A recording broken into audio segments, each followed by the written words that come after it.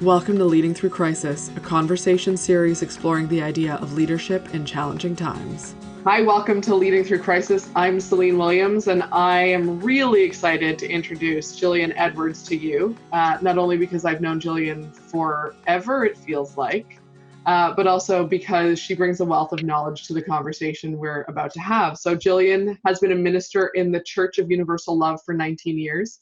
She's the director of a not-for-profit, sits on multiple boards, and is also a college administrator. So she has a really unique and varied perspective around this topic. So thank you so much for joining me. My pleasure.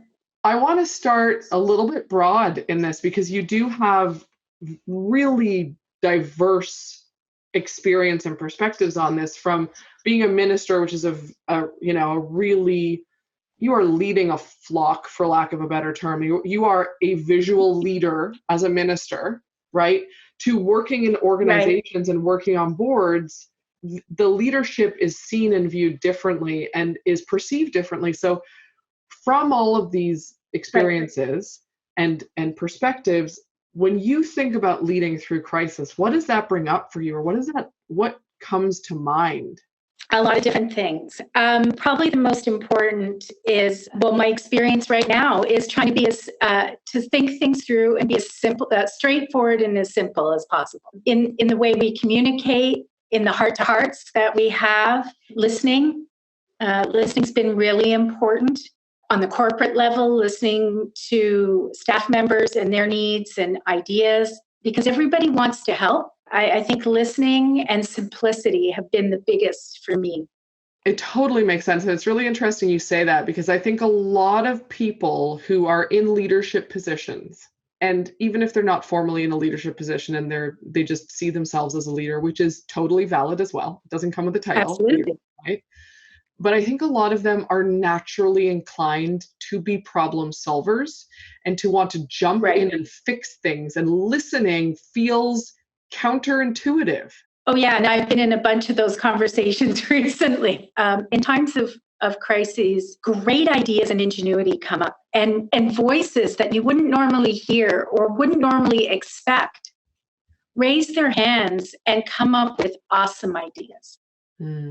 That's why listening to everyone is so important. And the simplicity, had several conversations today, even just before we came on, about how are we going to do something, and let's make it simple. People are so stressed right now that what you need to do is bring the energy down, not necessarily ratchet it up. The word that comes to mind for me is that idea of it's like de-escalating the situation. So you're taking it to the bare bones that it works. Right. Without being continually adding. Right. So for instance, I'll just give you a quickie. I was in a meeting recently with a leader. They were so caught up in the drama of what was going on outside. And everyone's got their hands on the keyboard ready to contribute. And they're caught up in their fear. And so what happens is the energy just shifts. And you have to be aware of this. Energy is a big thing. So what we started doing was taking deep breaths and focusing and centering ourselves. And this is in business. This isn't necessarily in church meetings. And it works. We just center ourselves for the purpose of this moment. Mm-hmm. What are we doing right now? What do we have to solve? Let's just center ourselves and move forward. It works. Absolutely. And there are some, by no means am I saying all corporate environments. And I do want to talk about the sort of ministerial role versus corporate role in a second, but I do want to say this.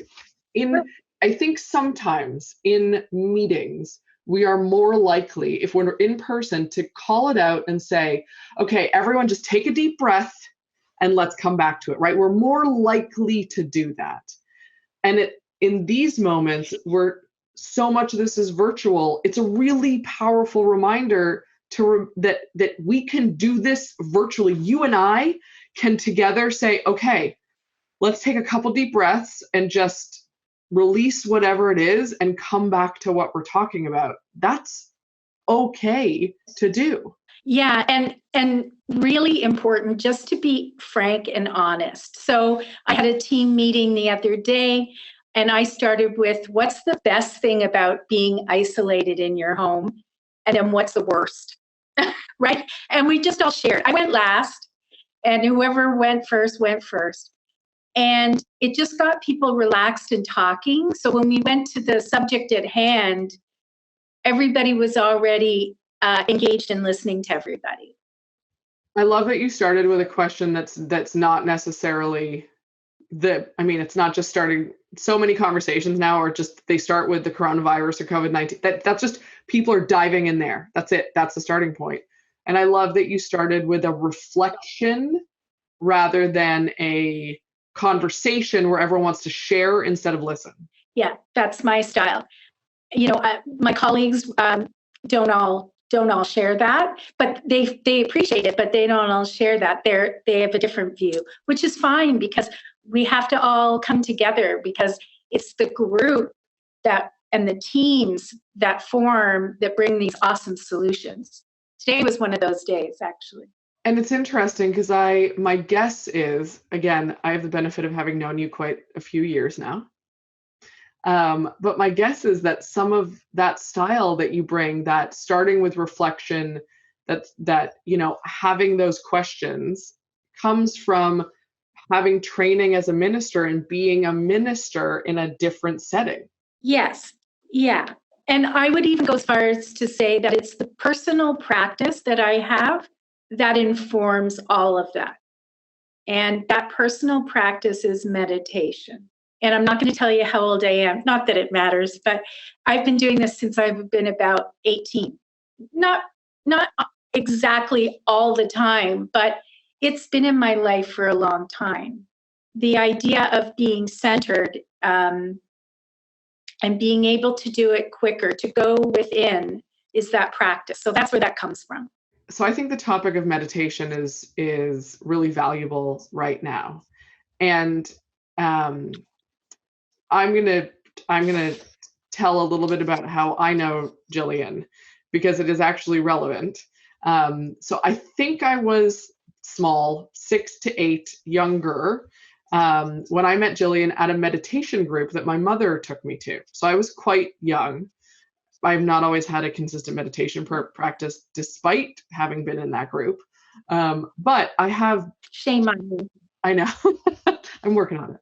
I come back and forth, but it is something that's important to me, and I recognize the value of it. And I know that I also have a unique perspective on it because I learned how to do it super young. And so I often say that it feels like I can get into meditative states in weird places now because I don't need a specific environment, because I was so young, right? So I say this because I am also a person that believes very strongly in meditation and has a bias towards it because of this. And this is how I've known Gillian as long as I've known her. And so for those that are new to it, or for those that are hearing talk about this right now and know like neurologically and neuroscience, it's probably valuable, but how can they start, and what does this look like? Because there is still, there's still people who will tell you that meditation has to look this way, or it has to be this, or it's this long, or it's blah, blah, blah. And I don't know that that is the message that serves people at this point. Right. So I can make it really easy, at least I think. You don't have to be religious, and it's about being at peace. So you can go, honestly, anywhere. You don't have to be in the most perfect setting, you're right, to meditate. There's nothing wrong with closing your eyes and taking a deep breath in and a deep breath out, and thinking the word peace, and then opening your eyes. I mean, that could be as simple as that, because not everybody's done it. Not everybody has had the time, but we're being given the time, and I think it's really important. That's one simple way. I do want to recommend a book, if it's okay. Yep, please. That's what I love. It's called The Power of Transcendental Meditation by Bob Roth. I don't know, can you see that? When it's blown up, you'll be able to see it. Yes. And I'll put the title in the show notes anyway, so that people can, they can actually see what the book is. Right. So, you don't have to do transcendental meditation. There's all kinds of meditation, and there's all kinds of apps. Walking and running can be a meditation. Mm-hmm. But there is value to being able to sit in the silence. And that takes cultivation. That takes time. I just want to read you one little thing. It's not long. And where is it? Even if it's long, you can read whatever. From chapter 4 of this book, he's talking about the benefits of meditation. It's not an escape. You meditate for the sake of your life. Now that's big. And transcendental meditation can absolutely change your life. I did it for 7 years in a row. I use it personally. You do need to do it with someone to coach you, because it's powerful. But it's not powerful, scary. It's transformative in a positive way. Mm. Sitting and being quiet, listening to meditative music, is just as important as contemplation or thinking something through, or reading something powerful. They can all have effects, but going into the silence and diving down into that energy is life-changing and can bring you such inner peace you have no idea. And right now, especially, that inner peace is going to do nothing but be a benefit to you as you lead, even if you are not, again, it doesn't matter if it's a formal title of leadership. If you are leading yourself or your family, right, or you want to be the example, that inner peace is going to be nothing but beneficial right now. Right. And there's this really interesting study. It's an old study that talks about the effect of meditation on a group. So if 1% of the population of a household, a business, a school, so that 1% meditates on a regular basis, there's a tipping point, and it causes peace and change in many different ways. Really? That's cool. I've never heard that. Yeah, no, it really is. It's true. There's studies. They started them in the 70s. And there's a book about it. I'm sorry I didn't bring it with me. I can't remember the name right now, but I can get it to you if you want it. Yeah, if you get it, I'll link it in the show notes, because when I post this, I'll have notes about the show. So I will definitely do that. Yeah. There's also a lot of information about the more you meditate, and I don't mean hours, I mean consistent meditation. So maybe a morning, night, or just a morning practice or a night practice, changes your physiology. And they've also started testing people who meditate to see what happens to your immune system. Mm. And it changes your immune system for the better, and you become stronger. There's that too. And again, scientific proof. So for those of you who are interested in that kind of thing, it's out there to support you.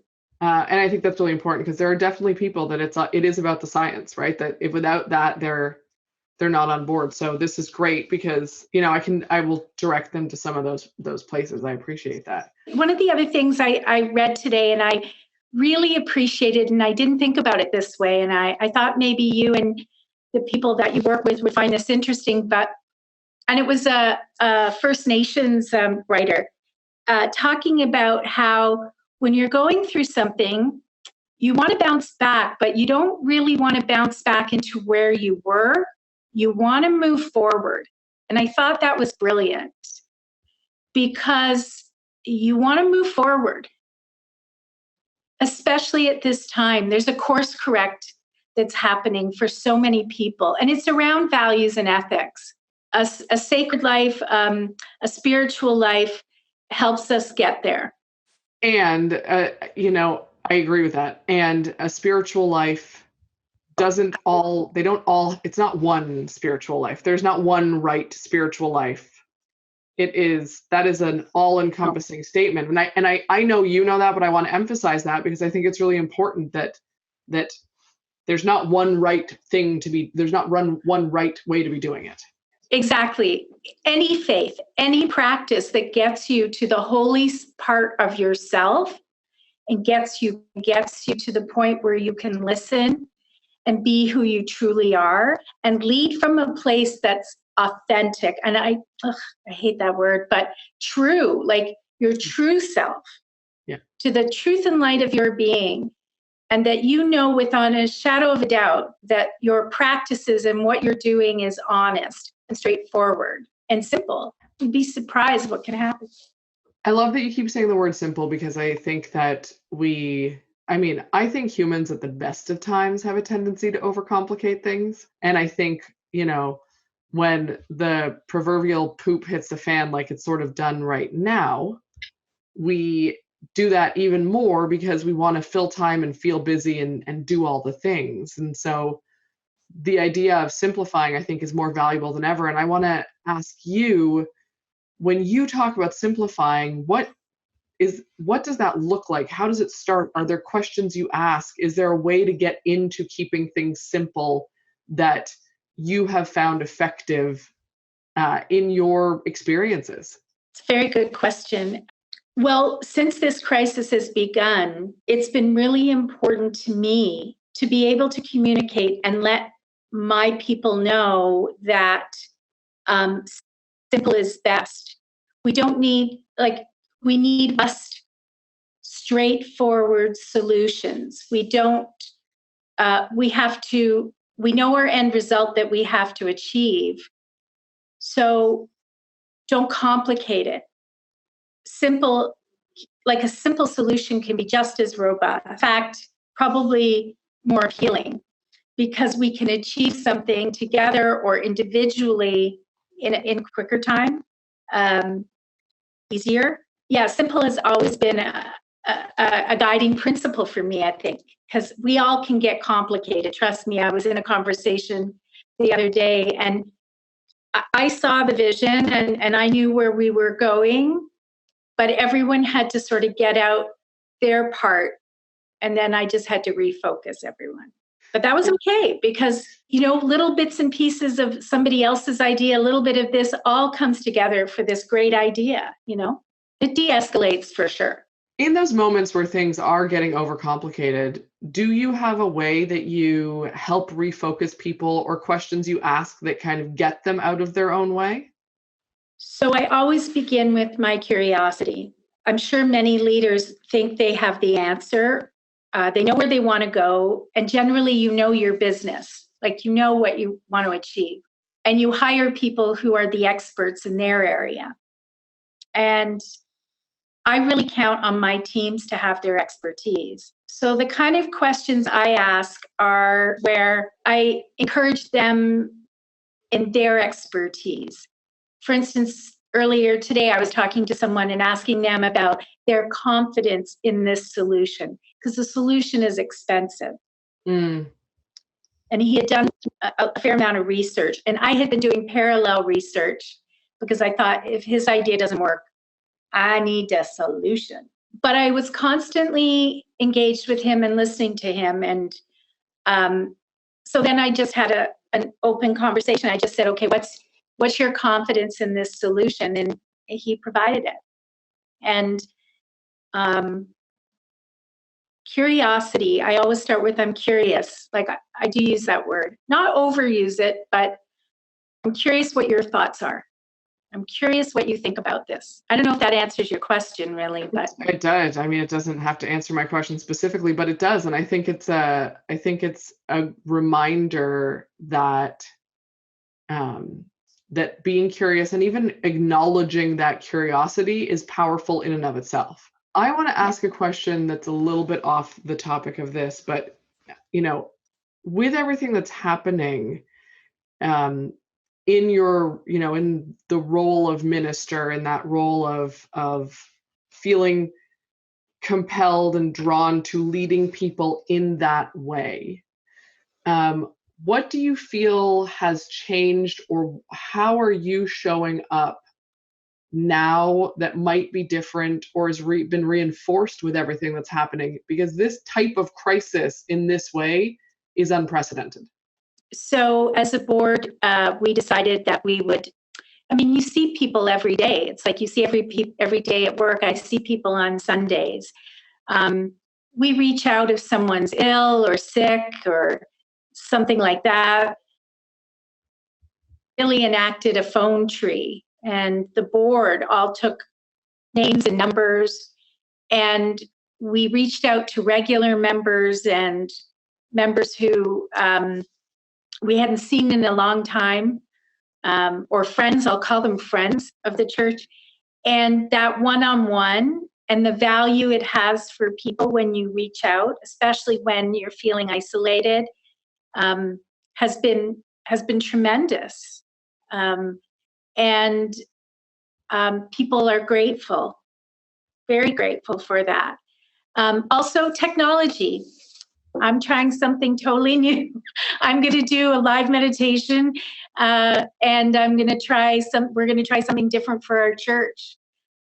So we're involving technology. It's always been a goal, but now we're kind of going to have to try it.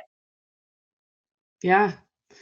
And for you personally, how are you feeling about all this? What are you drawn to? And I ask this because when I put out the call to talk to certain people around this topic of leading through crisis, you immediately stepped up, which tells me that you are being drawn to lead in a visible way inside of this. So I wonder what that is for you, or what's coming up for you as part of that. Even though I'm talking about calm and peace, I feel there's an urgent need for all of us as humans to step up and grow. I feel like there's an opportunity to do a lot of inner work and inner growth. And the world is improved every time we heal ourselves just that much more. Mm-hmm. And so I feel that is really important right now. I'm just trying to think. One of the first nights that I was home after, being isolated, or, we had to leave work. And I remember getting up at 4 a.m. and feeling urgent to meditate and send out healing.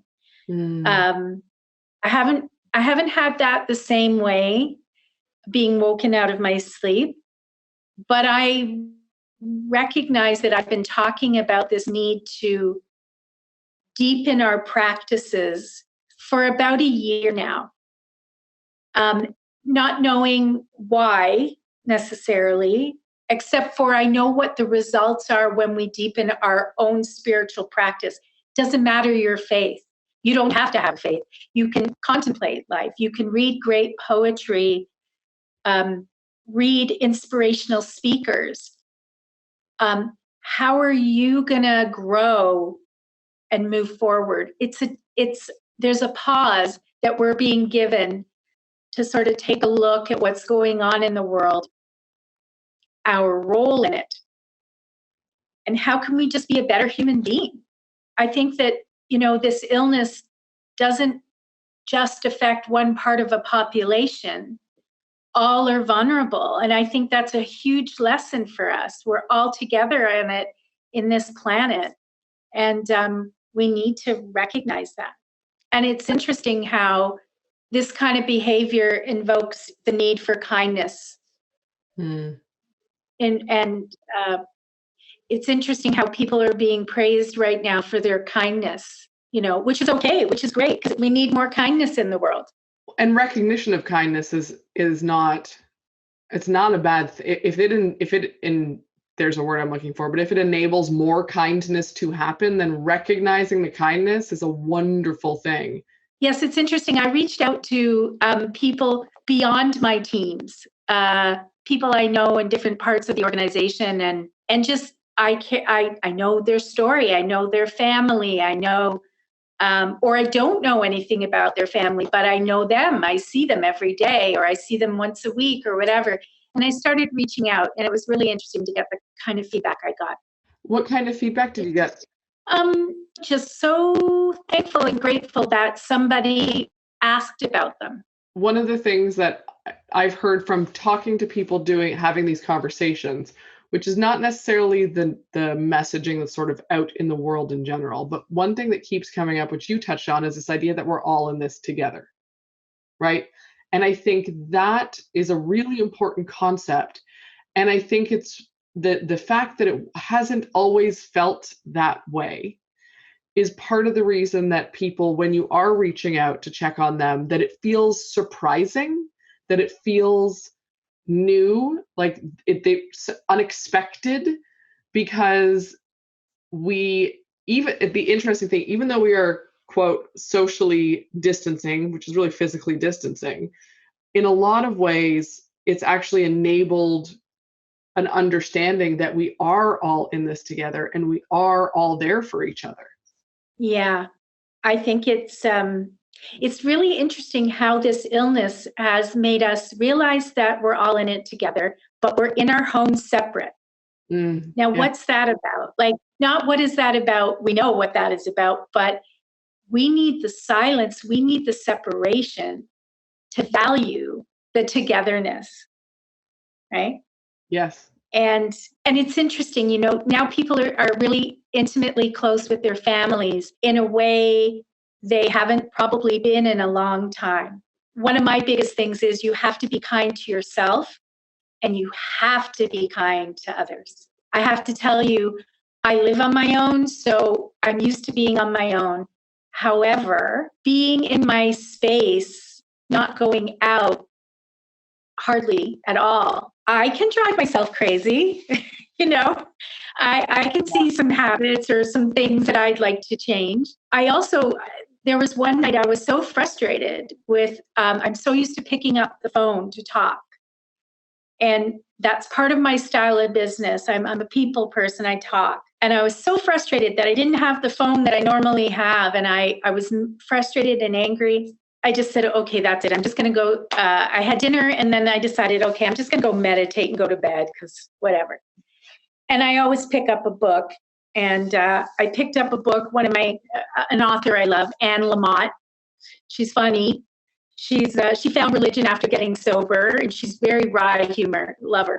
Anyways, I just picked up her book, opened a page, and there was a little statement about how God loves you. It made me laugh, you know, and I was fine after that. We can be crazy. We're living really close for those families, and work sometimes gives you a break. And so you have to be kind to yourself and you have to be kind to each other. I think it's a powerful message. And I think a lot of people are struggling with both pieces of it, but definitely the being kind to themselves. I think a lot of people don't really even know what that means. Me too. You know, I think that, I think it changes, you know, depending on your age and stage of life and where you are, month to month, depending on your needs. But I think this gives us the opportunity to realize what we truly need, not what we think we need. Well, and I love that perspective shift of actually taking this as an opportunity to figure out what it is that we need, not what someone else tells us self-care should look like, not what, you know, someone online says this is what you need to do every single day, but what actually matters to you and what's going to make a difference to you. So, Celine, I have a quick story. So please. I know you coach. And I remember a long time ago, I had a coaching session with someone. And one of her things was, well, you know, you can have a bubble bath and blah, blah, blah. And I couldn't get over how angry I was. And at first I thought, oh my, I'm being so rude. Like, why did this make me so angry? And then I realized I'd walked away. When I walked away, I realized she had she had not paid attention to what I said or who I was really, because I can understand a busy mother or father who really does need that bubble bath to get away from the craziness. And you can be living on your own as well and needing a bubble bath. But that was clearly not what I needed. I think that takes me back to the very beginning, is really listening to each other. Really, really listening, and listening to yourself. Listening to yourself as well. This is like a really beautiful sort of bow that we've wrapped this up in, because part of how you get better at listening to yourself can be done by meditating and by having those moments of stillness and reflection. Yeah, and if you're not ready for that yet, but we're in this time and you're not sure, take a walk and don't take your headphones. It's a great listen to the birds, listen to the sounds or the lack thereof, or listen to the silence beneath the noise. I think that's a beautiful reminder and a really wonderful place to wrap this up. I want to thank you. Do you have anything that you didn't get a chance to say, or anything that you'd like to leave people with, or send them to or recommend before we wrap the conversation? I think you have to find that inner peace quicker. And I think that's most important right now. I love that. And I just want to add to what you were saying, and not to hijack it, but I've worked with a number of people who they identify as being Christians. And one of the things that they found powerful was the idea of using prayer as meditation. So, right. So that is a familiar idea for them. And so being able to use that, and that was in talking to often their various ministers or whatever it was, that has worked for them in terms of finding a practice. So I just want to add to that, because I think what you're saying about, finding what works and talking to people that are in whatever group you identify with, if you do, can be really powerful. And I don't think people talk about that enough. Well, and for those individuals who are Christians, I think one of the most powerful statements, again, around contemplation and stillness, is be still and know that I am God. And I challenge those individuals to just sit with that and feel God. Yeah. I love it. It's powerful. It's very powerful. And to say God, you can say Creator, you can say the Divine, Holy Mother, Spirit, Universe, Spirit, and call on it and sit in it and see what it feels like. It's awesome. Yeah. I totally agree. I want to thank you profoundly for taking the time to chat with me and to put this together, to help me in putting this together, to provide some value to people that are out there. I appreciate all of your suggestions and sharing on this idea of leading through crisis. And I really appreciate you taking the time to chat with me for this long about it. It's wonderful and much appreciated. I love it. And if I can ever help anybody, they could talk to you, and I would be happy if someone needs to reach out. 100%. When I create the show notes, when I do create the show notes for everyone listening or watching this, depending what format, there will be a way to contact. I'm not going to put your email out there so that you don't get spammed, but there will be a way that they can contact me, and I will direct them to you. That is absolutely no problem. So thank you definitely for that note. My pleasure. Thanks for listening to us talk around leadership in challenging times. If you would like to learn more about us or any of our guests, you can find us online at www.leadingthroughcrisis.ca. If you like the show, please subscribe and leave us a review wherever you get your podcasts from.